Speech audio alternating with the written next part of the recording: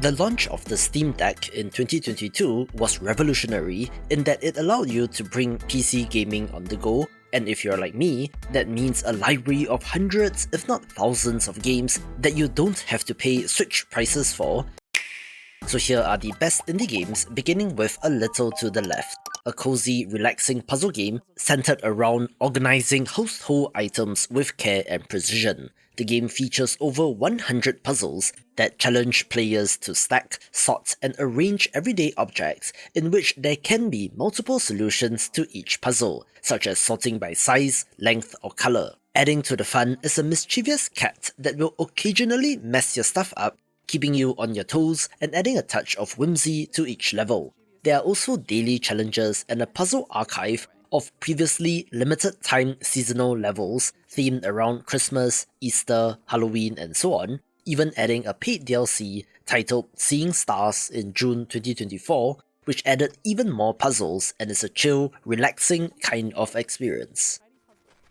I have a slight tilt towards puzzle and cozy games in this list, since the smaller screen, in my opinion, isn't super conducive for those sweaty, competitive gaming experiences, so games that require an internet connection are out, and single-player titles that are turn-based or which you can pause are in, such as A Short Hike, a charming exploration-adventure game that sees our main character trying to get to the summit of the park to get a cell signal. I've said it before in the past, but exploration and discovery is the most important part to me in games, and this is a distilled version of that, since you can navigate winding trails, climb hills and slopes, and interact with various friendly characters along the way. There are hidden treasures to uncover, items to collect, relaxing activities like fishing and beach volleyball to engage in, and so much more, aided by the fact that our character is a bird that can soar and glide and is just so pleasant and relaxing.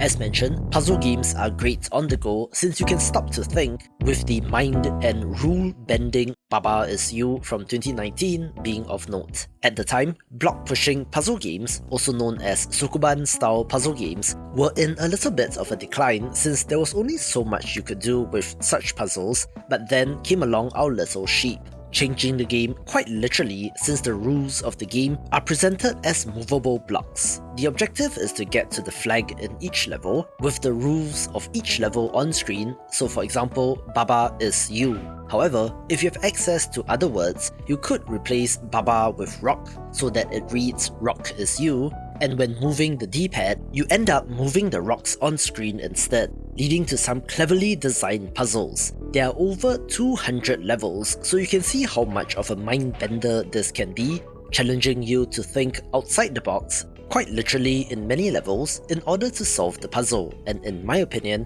kickstarted a new wave of puzzle games since it sparked interest in this genre once again.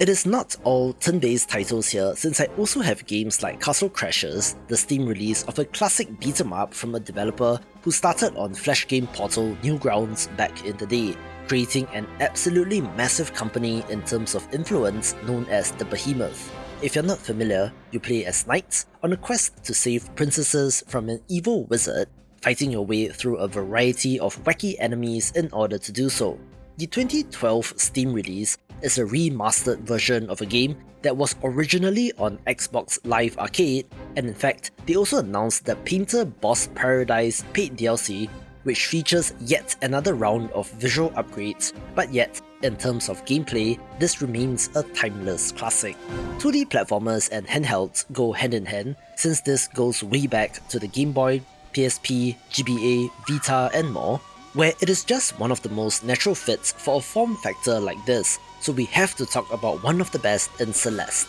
You are guiding our protagonist Madeline as she makes her way up a mountain, telling an emotional and touching story. But if you're not into that, the devious precision platforming challenges will keep you occupied with their level of challenge. The controls are intuitive, yet allow for deep mastery, and even if you do fall on spikes or into pits, the emphasis on quick respawns will keep you engaged. In platforming game fashion, new mechanics are introduced at a steady clip, but give you just enough time in between to learn and master new mechanics, which are then masterfully chained together in later sequences. there are over 700 screens of platforming challenges, with the B and C side chapters providing a Kaizo Mario level of challenge, and is the indie platformer that has to be mentioned. One of my personal favourite turn-based roguelikes is Crypt of the Necrodancer, a rhythm dungeon crawler that uniquely combines fast-paced gameplay with a killer soundtrack. You must move and attack to the beat of the music, getting penalized if you hit buttons off-beat, but it is framed as a disco dungeon crawler where you are fighting enemies and getting loot. There are multiple playable characters, a variety of items and weapons, and of course, absolutely gorgeous pixel art, along with fun, musically themed boss designs and mechanics. In the many years since the release of the game in 2015, they have released 2 main DLC in Amplified in 2017 and unexpectedly Synchrony in 2024, as well as a Hatsune Miku character DLC, which is kind of insane to think about, so for one of the most unique and innovative roguelikes, do give this a go.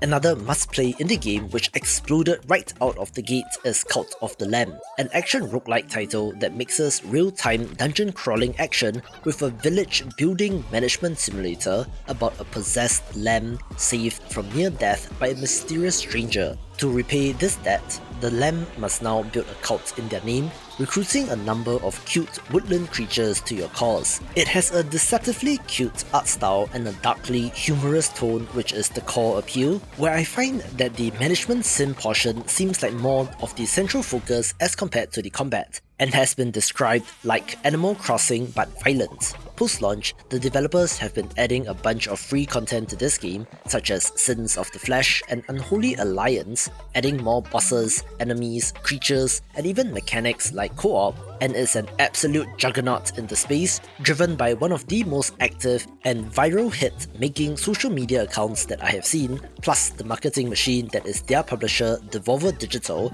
and shows no signs of slowing down 2 years after launch. Of the indie games that have made an impact, we do of course have to talk about Cuphead, a game that stunned when it was first shown off in a sizzle reel during one of the Xbox events that got everyone talking, showing how important visuals are to getting attention for indie games, since the 1930s rubber hose animation seen in classic Mickey Mouse cartoons certainly made it stand out. For the most part, this is a boss rush action title that is very challenging, in which you fire away at bosses while avoiding their attacks, having a parry system on pink projectiles to build your super meter, which needs to be mastered. Now this can be rather intense in terms of gameplay, but the levels are short enough to give you breaks in between fights, or the more likely scenario that you will die rather quickly but can then try again to slowly learn about the boss attack patterns, being pretty decent on the go. One of my favourite indie games of all time is Darkest Dungeon, a cruel and punishing turn-based RPG in which your characters can get permanently killed,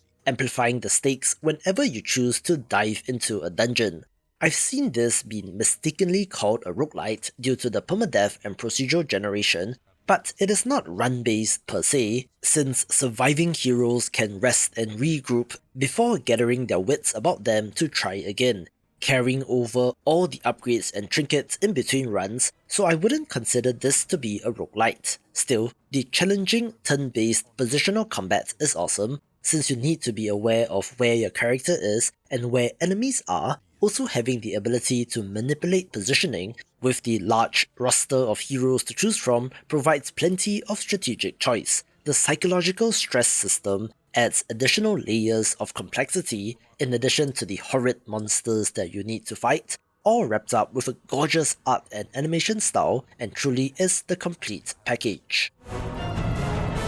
One of the standout hits of 2021 is Death's Door, a top-down action-adventure title with some Souls-inspired elements, although it stops just short of a stamina meter. In their world, crows are the Grim Reaper, and, like everyone else, they have to punch a clock and get to work. But when your assigned soul to reap is stolen, you must go on a quest to reclaim it, venturing into a realm where death has no dominion. Combat here is the focus, in which you're using melee weapons, arrows and magic, having to be deliberate about your attacks while keeping dodging in mind, having combat that does kind of remind me of Tunic as well. there is a larger mystery behind the origination of the Death's Doors, as well as the corporate bureaucracy behind the whole Souls Management Grim Reaper Inc. setup, and comes to us from the developer of Titan Souls, which is also interesting to revisit since you see glimpses of that game here as well. If the previous few titles were too intense for you, take a breather with Dorfromantik, a charming puzzle strategy game that invites players to build idyllic landscapes by strategically placing hexagonal tiles. Each tile features various terrain, such as fields, forests, rivers, and houses, allowing you to create a beautiful sprawling village with complementary tiles being placed next to each other, resulting in a higher score. And you do have quests to complete and new biomes to unlock, with the high score chase and not running out of tiles being the main goal. There is no time pressure here, so even if you do run out of tiles, it is pretty effortless to retry and play again, with the combination of art, gameplay, and music being just the most chill kind of experience. The developer's success with this game has resulted in a new partnership with YouTube channel Kuzkuzak with their upcoming game Starbirds, which is certainly one to watch. Enough of a break, let's dive back into something just a little bit more intense in DREDGE, a walking contradiction in itself in being a cozy horror game, but that is why the entire game works. This is a fishing adventure game that masterfully adds cosmic horror to what is otherwise a chill game, in which you take your ship out to sea to fish in a mysterious archipelago filled with dark secrets and unsettling truths. For the most part, you are fishing and playing inventory Tetris to maximize the space in your hold, taking your catch back to town to sell, and then to purchase upgrades for your boat. So far, so standard, but try not to stay out late at night since weird occurrences will happen out at sea, including sea monsters and ghost ships which might or might not be there. Adding to the creep factor are the aberrations, horrifically mutated versions of the regular sea creatures that you catch, with certain characters taking an extra level of interest in these monstrosities. They have released 2 paid content DLC named the Iron Rig and the Pale Reach, which adds 2 new areas but is mid-game content, and now has the complete edition branding, so I think they're done with this game and I wouldn't be surprised to see a DREDGE 2.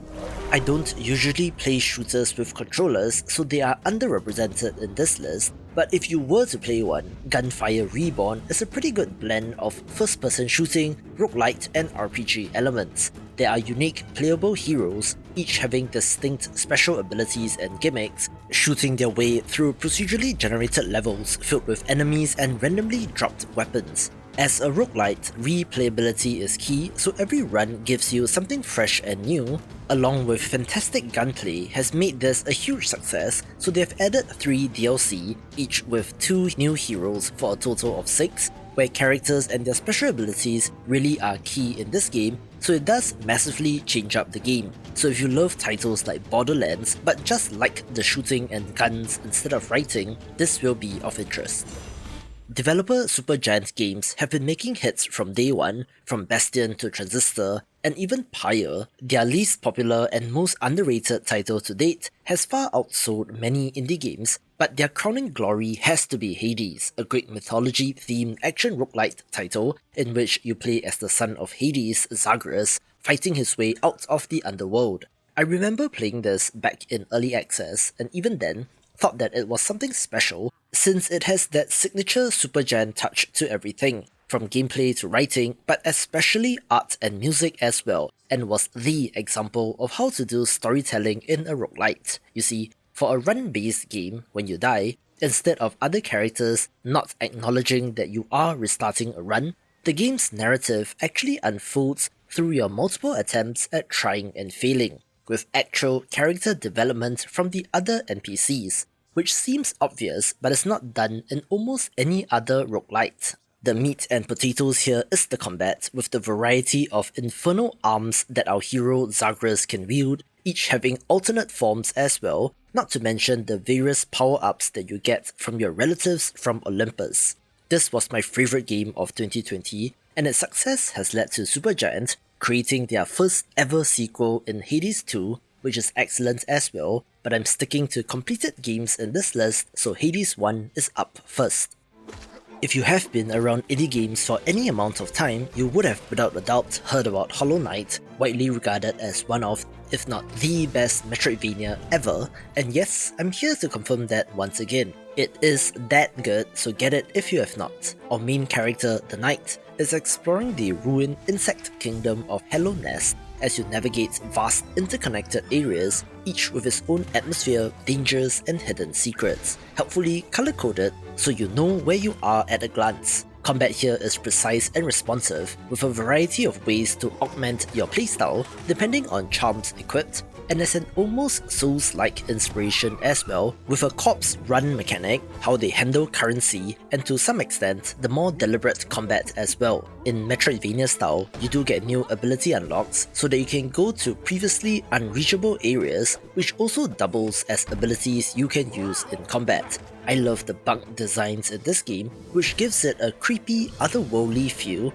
and while the narrative is not straightforward exposition, and you do have to figure stuff out, there's plenty of lore videos on YouTube to give you a rundown if you want it. Like many of the other games in this list, the developer continued to add free content to the game in Lifeblood, Grim Troop, Hidden Dreams, and of course, Godmaster content patches, all of which are seamlessly integrated into the game, and still to this day remains a ridiculous $14.99 and often goes on sale, making it a no-brainer. But my only non-spoiler advice would be that this has a slow start and the map system can seem frustrating, but push through at least up until the first major boss and things should start to click into place.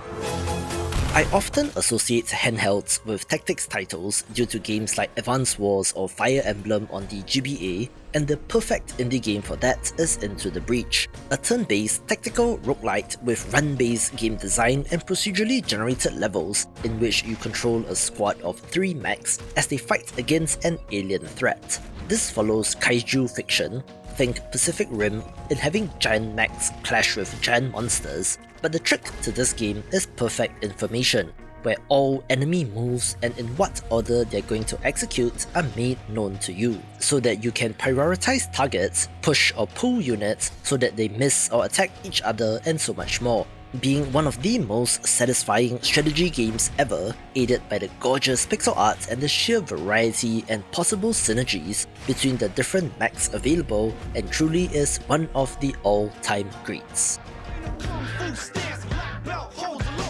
Here's an older title but still remains excellent to this day in One Finger Death Punch, an almost rhythm game which is centered around just 2 buttons, in which you play as a stickman and use martial arts and weapons to defeat oncoming enemies. The cool thing about this game is that it uses just 2 buttons, where you cannot button mash and must quickly process the visual information coming in from the various enemies that swarm you on both sides. This is broken up with mini-boss fights which are more involved, but yet the minimalist approach doesn't compromise on excitement, instead heightening the challenge and making you get into a flow state. With over 250 levels, multiple difficulty modes, and a selection of different fighting styles and weapons, the game brings variety and complexity through seemingly simple mechanics, and that's not even talking about the speed of the game increasing as you play, so if you love a challenge or even rhythm games in general, this is a great title.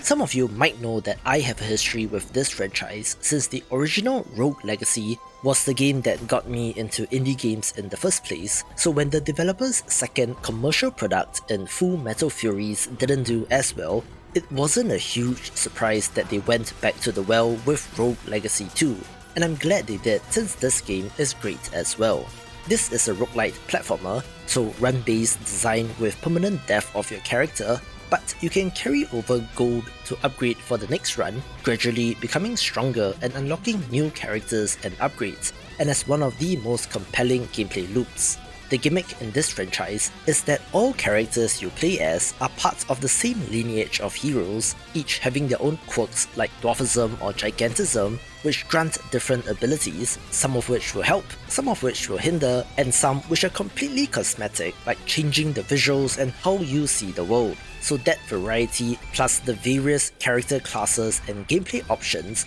does really make the game feel fresh every run. The sequel expanded the game beyond just a castle into a couple of more open, perhaps more Dead Cells looking areas, which took a bit to get used to, but the core mechanics and systems are great and it just feels great to play, so 2 thumbs up from me. Maybe I'm feeling nostalgic since I realized that I've picked a number of older games, but the classics are called the classics because they are timeless, and we have perhaps the best example of a 2D Souls-like title here in Salt and Sanctuary. People know the Souls style of gameplay due to the games that FromSoft makes of Dark Souls, Bloodborne and Elden Ring, and at the time in 2016, a side-scrolling version of that was a fairly fresh idea and was beautifully executed in this game. Set on a bleak, mysterious island filled with danger at every corner, the game combines deliberate, brutal combat with intricate exploration along with a dose of the unknown as you try to figure out the game mechanics as well as the lore and story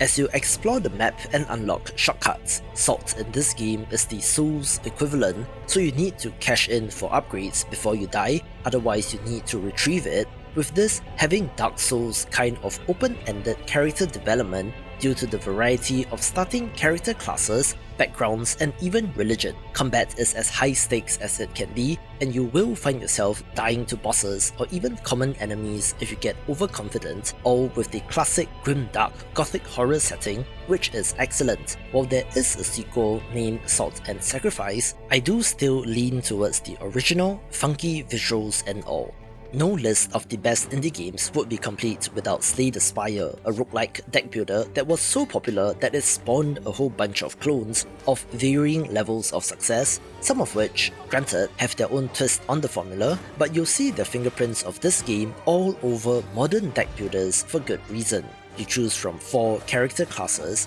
each of which have unique cards and specialties, as you ascend an ominous spire and battle the enemies within. There is a procedurally generated map with everything from battles to shops and random events, as you experiment with hundreds of cards and combos to try to find that overpowered build that will let you blast through the game. And then comes Ascension difficulty levels, which adds more and more challenge to the game. This is about as infinitely replayable as you can get when it comes to games, and for a reasonable price would be something that I keep on deck just to play a run every now and then.